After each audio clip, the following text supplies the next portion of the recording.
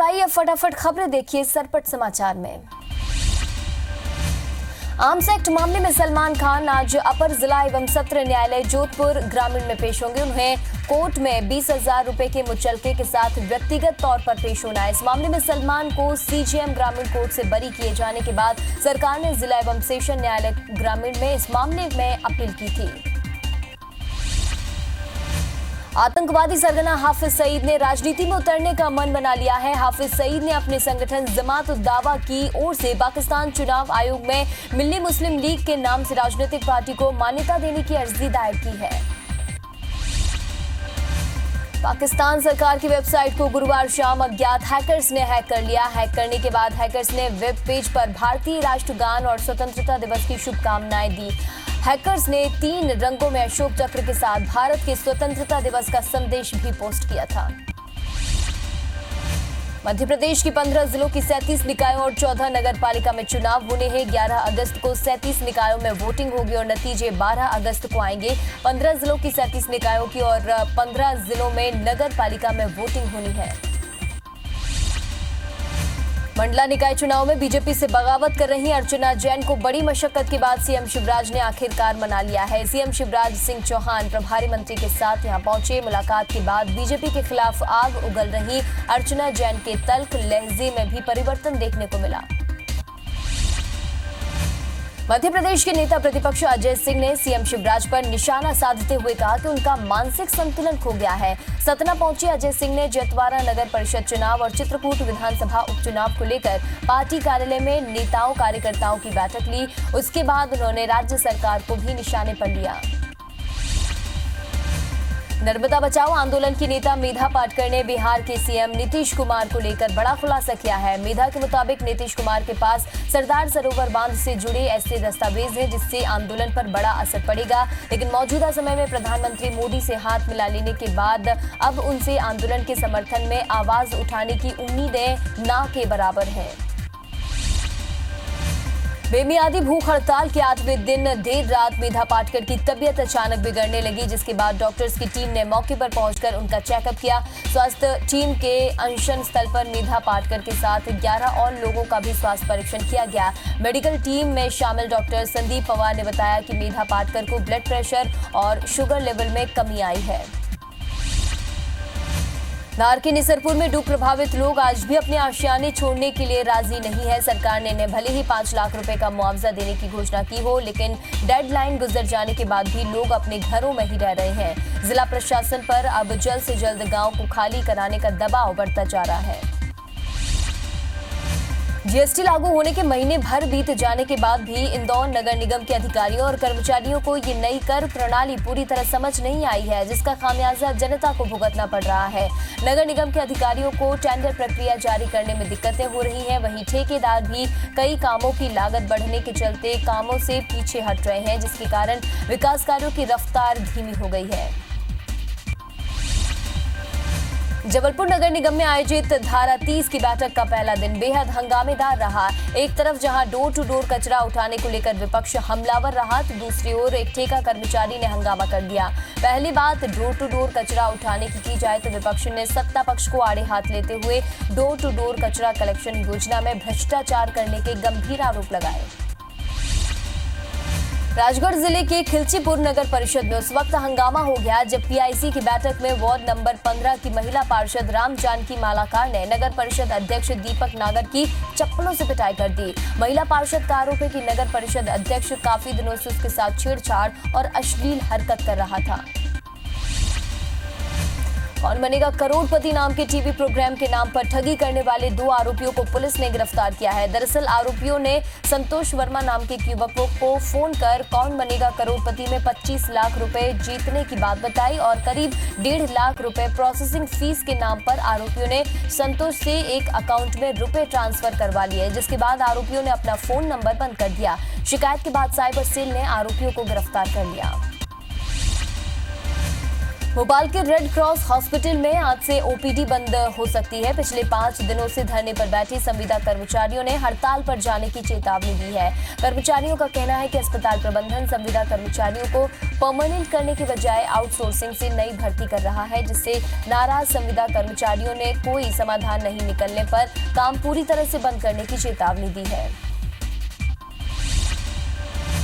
छतरपुर के बक्सवाहा में मानवता शर्मसार कर देने वाली तस्वीर सामने आई है, जहां शव वाहन नहीं मिलने पर हाथ ठेला पर 2 किलोमीटर तक युवक के शव को ले जाना पड़ा। बीमारी के चलते युवक की सामुदायिक स्वास्थ्य केंद्र में मौत हो गई थी, जिसके बाद उसके शव को ले जाने के लिए परिजनों को शव वाहन तक नसीब नहीं हुआ। मजबूरन हाथ ठेला पर रखकर ही शव को ले जाना पड़ा। आय से अधिक संपत्ति के मामले में कई महीनों से फरार चल रहे अधिकारियों की संपत्ति कुर्क करने की कार्रवाई एसीबी ने शुरू कर दी है। इसके तहत वन परिक्षेत्र अधिकारी धमतरी रामलाल जगने और नान घोटाले के आरोपी मुख्य प्रबंधक शिव शंकर भट्ट की मित्र मधुरिमा शुक्ला की संपत्ति का विवरण प्रकाशित करने कोर्ट में आवेदन लगाया गया है। इस मामले में 8 अगस्त को सुनवाई होनी है। बालोद पुलिस ने महिला सशक्तिकरण की दिशा में काम करने वाली महिला कमांडोज की सदस्यों को ट्रेनिंग दी है। महिला कमांडोज की संयोजक शमशाद बेगम की अगुवाई में सैकड़ों की संख्या में पहुंची महिला कमांडोज के सदस्यों को अंधविश्वास दूर करने के साथ ही आत्मरक्षा के गुर भी पुलिस ने सिखाए। बालोद जिले के गांव-गांव में महिला कमांडो का गठन किया गया है। सरगुजा के मैनपाट इलाके में 16 हाथियों के दल ने जमकर उत्पात मचाया। डांड केसरा गांव में हाथियों का दल कई घंटों तक घूमता रहा और इस दौरान हाथियों ने जमकर नुकसान भी पहुंचाया। हाथियों के दल ने 8 घरों को तोड़ते हुए घरों में रखे अनाज को हजम कर लिया और फिर लौटते हुए एक मवेशी के सामने आ जाने पर उसे भी कुचल दिया। जांजगीर चांपा के सक्ती इलाके के मल्दी गांव में भालू ने एक बुजुर्ग पर हमला कर दिया। हमले से सुखदेव सिदार के सिर में गंभीर चोट आई है। महिला को गंभीर हालत में सिम्स बिलासपुर रेफर किया गया है। बताया जा रहा है कि बुजुर्ग का खेत पहाड़ी इलाके में है, जहां खेती के दौरान भालू ने हमला कर दिया। मरवाही में भालुओं से जुड़े 2 मामले सामने आए, जिसमें पहली घटना में मरवाही रेंज के सचरा टोला गांव में शहद खाने पेड़ पर चढ़े भालू की पेड़ से गिरने से मौत हो गई। वहीं दूसरी घटना में धरहर गांव में एक महिला टहल रही थी। इसी दौरान भालू ने उस पर हमला कर उसे गंभीर रूप से घायल कर दिया, जिसे प्राथमिक इलाज के बाद बिलासपुर रेफर किया गया है। खजुराहो में दिन दहाड़े सरकारी स्कूल के कक्षा 10वीं में पढ़ने वाले छात्र राहुल तिवारी ने उसी क्लास के कक्षा 12वीं के छात्र संजू तिवारी की चाकू से घोंटकर हत्या कर दी। आरोपी छात्र ने संजू पर कई वार किए, जिससे घायल हालत में अस्पताल ले जाया गया, लेकिन अस्पताल में डॉक्टर की मौजूदगी होने के कारण उसे समय पर इलाज नहीं मिल सका, जिसके कारण उसकी मौत हो गई।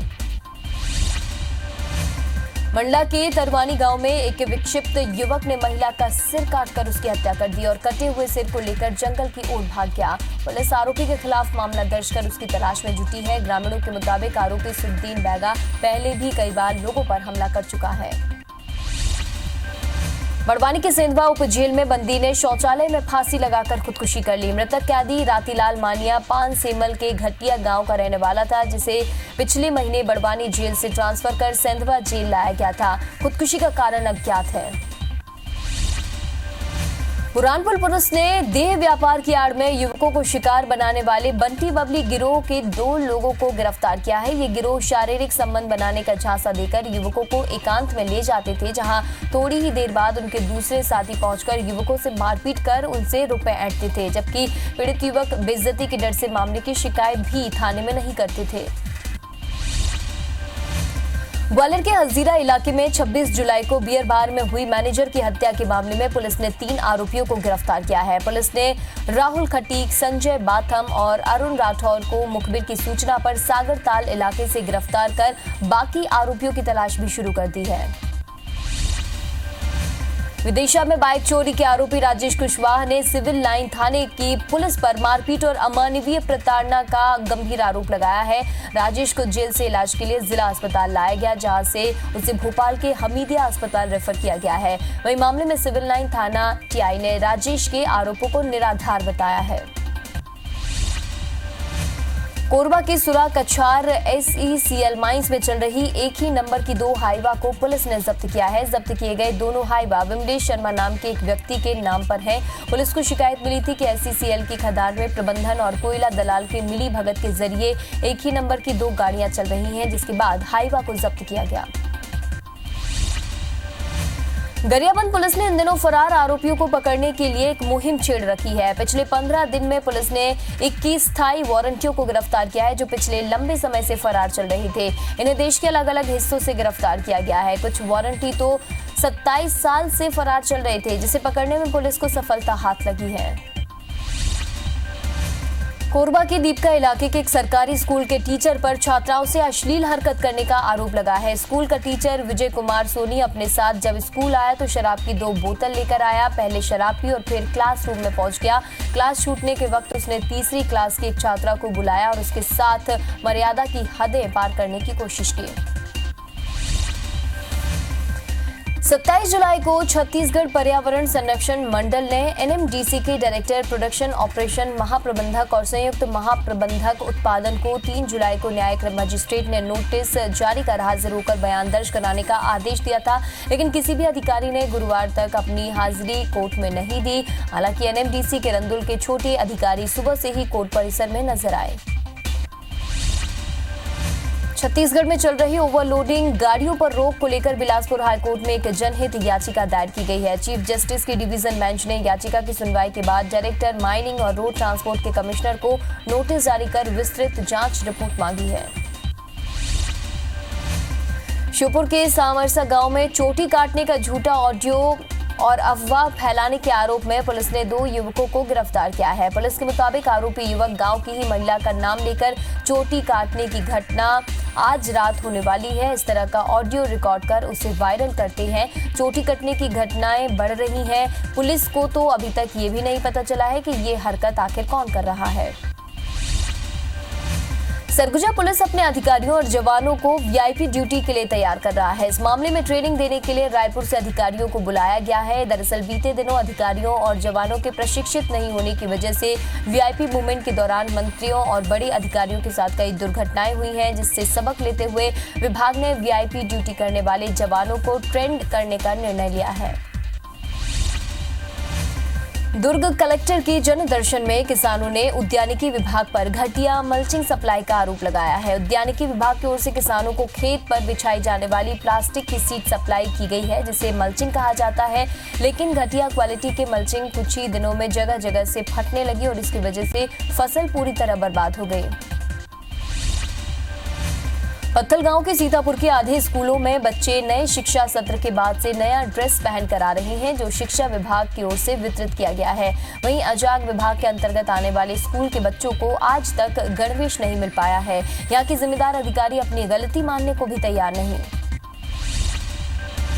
बलरामपुर जिले के कुसमी विकासखंड में तहसील कार्यालय जर्जर भवन में संचालित हो रहा है, जिससे भारी बरसात में तहसील ऑफिस तालाब बन जाता है। इसके अलावा बारिश होने से ऑफिस में रखे कई जरूरी दस्तावेज भी खराब हो रही हैं। ऑफिस का ये भवन 50 साल से भी ज्यादा पुराना हो गया है। वहीं ऑफिस के लिए नए भवन को मंजूरी तो मिल गई है, लेकिन अब तक भवन बनकर तैयार नहीं हो सका। हटा में शिक्षा विभाग की लापरवाही का खामियाजा भुगत रहे कारीबरा के लोगों ने आगामी 15 अगस्त को स्वतंत्रता दिवस नहीं मनाने का मन बनाया है। वो अपने गांव के बंद स्कूल को खोले जाने के लिए कई शिकायत करने के बाद भी कोई सुनवाई नहीं होने की वजह से नाराज हैं।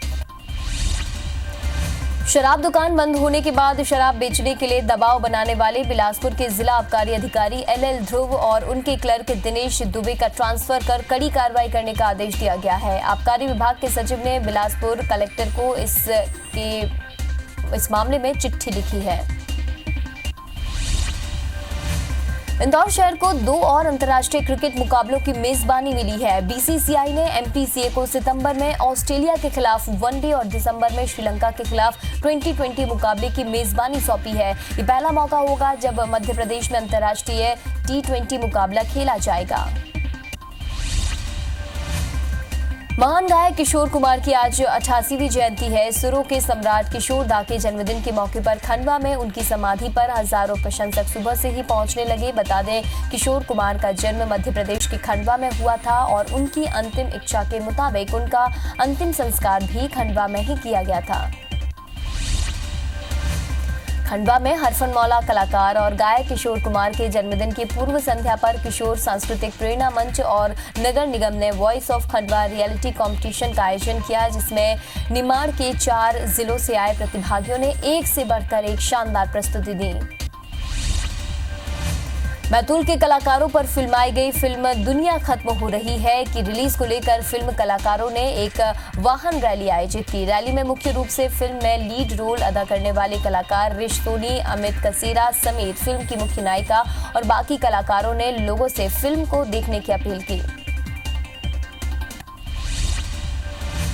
भोपाल के साथ प्रदेश के ज्यादातर जिले फिर तरबतर होंगे। मौसम विभाग ने 2 दिन बाद तेज बारिश होने की चेतावनी जारी की है। केंद्र के मुताबिक प्रदेश में 6 अगस्त से सिस्टम सक्रिय होगा और 7 अगस्त से तेज बारिश का सिलसिला शुरू होगा। दरअसल बंगाल की खाड़ी में सिस्टम बनने जा रहा है, साथ ही अरब सागर से फिर से नमी आने लगी है। ऐसे में 2 दिन बाद प्रदेश में तेज बारिश होने का अनुमान लगाया जा रहा है। छत्तीसगढ़ में मानसून ब्रेक की वजह से दिन का तापमान औसत से 3 से 4 डिग्री ज्यादा है। हालांकि 6 अगस्त के करीब बंगाल की खाड़ी में एक सिस्टम बनने की संभावना है। इसके असर से प्रदेश में अच्छी बारिश की संभावना है। ये सिस्टम तेज धूप और उमस से राहत दे सकता है। इंदौर समेत पूरे मालवा में मानसून रूठा हुआ है, लिहाजा इंद्र देवता को मनाने के लिए अलग अलग जतन और टोटके किए जा रहे हैं। ऐसी एक अनोखा टोटका आजमाया गया और वो ये था समलैंगिकों की शादी का। इंदौर के मूसाखेड़ी इलाके में 2 समलैंगिकों के बीच शादी कराई गई। हालांकि ये शादी नकली थी। इस शादी में हिंदी रीति रिवाज के हिसाब से मंगलसूत्र पहनाया गया, फेरे लिए गए, यानी कि शादी की पूरी रस्म निभाई गई।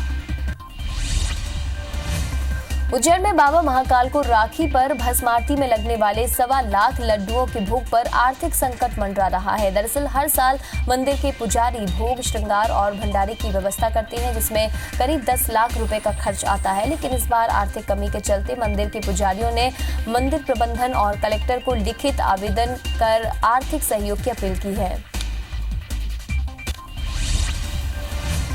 ग्वालियर की ब्रज विहार कॉलोनी में एक गाय की मौत के बाद लोगों ने पूरे विधि विधान के साथ उसका अंतिम संस्कार किया, साथ ही 2 मिनट का मौन रखकर श्रद्धांजलि दी। दरअसल गंगा नाम की इस गाय का लोगों से काफी लगाव था, जिसकी मौत के बाद पूरे इलाके में मातम पसर गया और फिर नम आंखों से लोगों ने गाय को विदाई दी।